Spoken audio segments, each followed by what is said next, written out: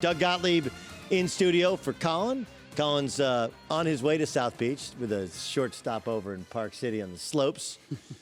Don't hit a tree, Colin. Or if you do, I'll fill in for you. It's cool. I'll get the upgrade hotel-wise. Ric Bucher joins us. Of course, you see him on all of our shows here on Fox Sports 1. Read his work in Bleacher Report, longtime NBA writer. All right, let's start with the Lakers from last night. All right, they go and they beat the Nets. Mm-hmm. And afterwards, LeBron James, do we have that ready? LeBron James was talking about needing, whether or not they need another player, need another weapon. This is on Spectrum Sportsnet. Take a listen. So it tells me two things. Okay.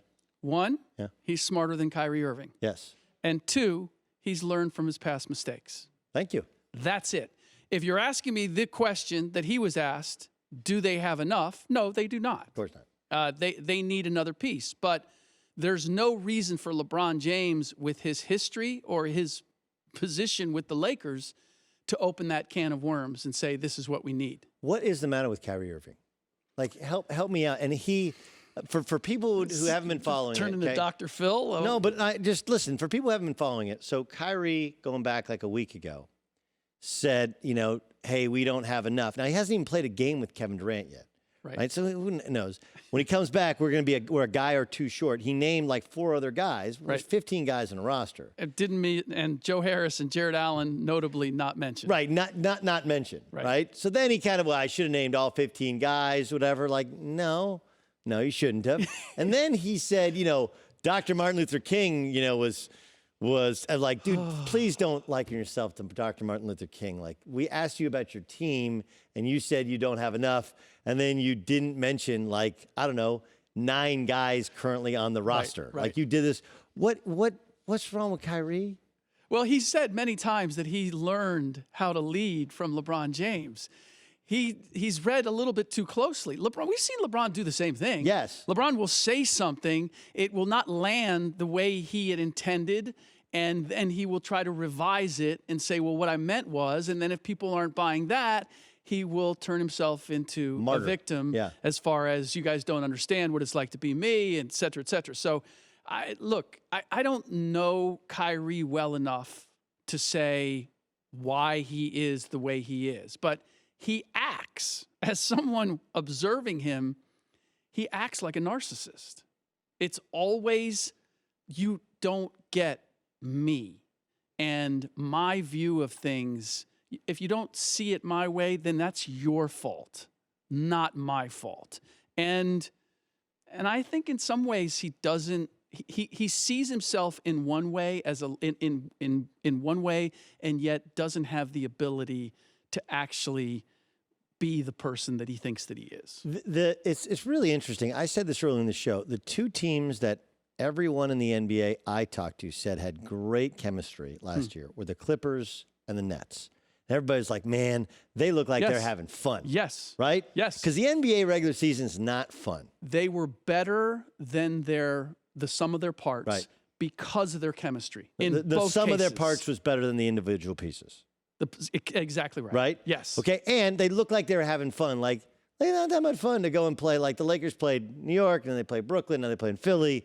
Then it's cold, and you're like, more games that don't matter. But the Nets and the Clippers somehow made it fun last year. For sure. Okay, they both added 2 superstars.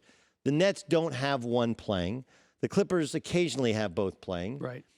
But I just wonder, and there's a story about the Clippers, which I know Pat Beverly said is fake news, but I do think there's some reasonable. Sure. There's people who are like, man, it's a lot with Kawhi sometimes playing, sometimes not playing. Without question. Anytime there's a double standard, there's going to be issues within a team. But the reality is, in the NBA, there are always double standards. There are double standards everywhere you go. Superstars, people who drive the bus, are treated differently. They're afforded different things. Now, this is a new situation for the Clippers, and this is where it's different from the Nets, because the expectation is, 1, that they're going to win a championship, and 2, you have 4 guys led by Montrezl Harrell who are on contract years.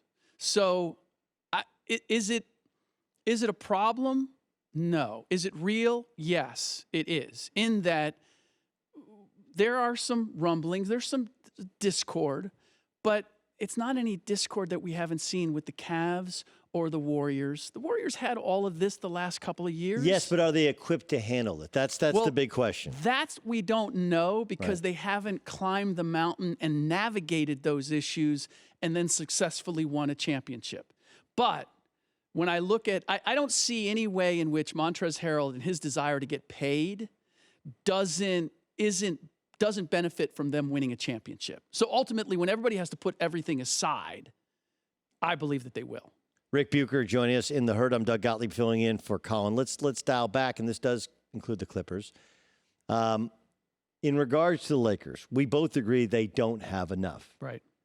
You think Andre Iguodala solves all their problems. I do not. I think there's a reason you've heard Derrick Rose. Yeah. There's a reason you've heard Darren Collison, who they wanted in the offseason. LeBron is not he can bring the ball up the court. Right. He can start an offense, but he's not a point guard, especially for the most of the game. Rondo's not good enough. I love Caruso. They love Caruso. He's not good enough. They need a starting caliber point guard who can play with LeBron. Do they not? They do. Honestly, they need both. I don't think that they're one piece away. Yep. I think they're two. I think they need another dynamic wing player, particularly a defensive wing player like an Iguodala, a guy with experience. I mean, I don't know ultimately that they're going to move Kyle Kuzma. I've been told that all the talk about, the discord between him and LeBron, they realize the problem is Kuzma's contract. You can't get back requisite talent for him because he's paid so little. A rookie contract Exactly. that's not at the top of the draft. Exactly. So I agree with you in that they need to upgrade at the point guard position. They need another playmaker. Mm-hmm. But I would also say that they need both. They do need both. Are they going to get a move done before the trade deadline? I don't know that they're going to make a trade deadline, but I would expect that they're going to pick somebody up afterward. Yeah, the interesting part is going to be, they could have DeMarcus Cousins' roster spot. Okay, they could cut him, but that would give them just a depth of point guards that they don't need.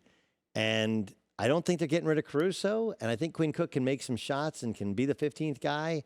I almost feel like you're not going to bump Rondo down a peg. I think you cut Rondo if you get a point guard.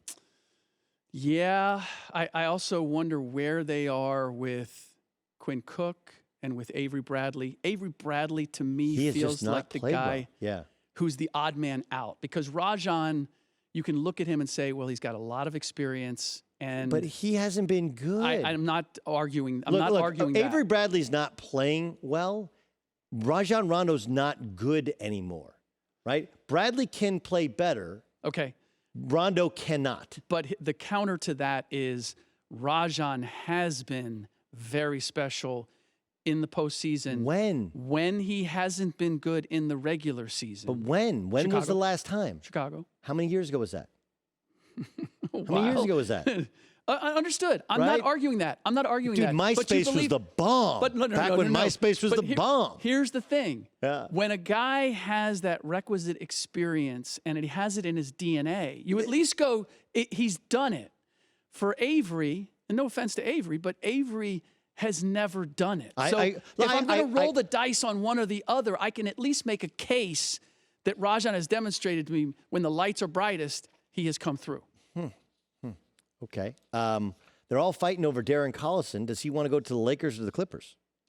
I would gather by his previous relationship with Doc that he would prefer the Lakers. That would be his first choice.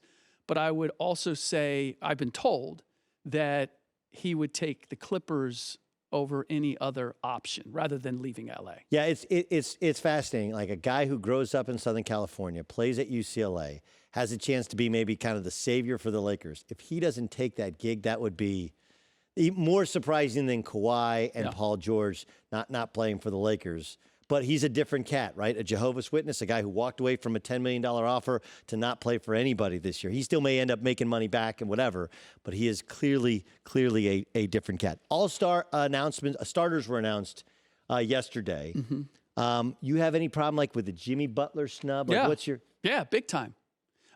This is what I don't understand. Why is Jimmy Butler in the front court? Why do we make him be part of the front court? He should be a starter regardless. You can make him a guard. I mean, who do you take out? Trae Young. Yes. Well, look, my argument against Trae Young is this, okay?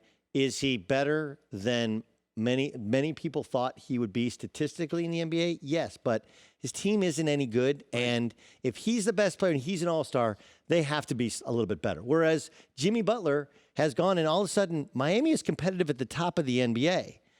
Now, I don't think that's all Jimmy Butler, but I think a good portion of it is. And the fact that then you use the statistical analysis, which tells you Trae Young is the third worst defender in the NBA, and his team loses, that tells you something about the value of the two guys. If we are making the All-Star game all about being entertaining, which is essentially why we have the fan vote. Yes. Trae Young is an all-star. Yes.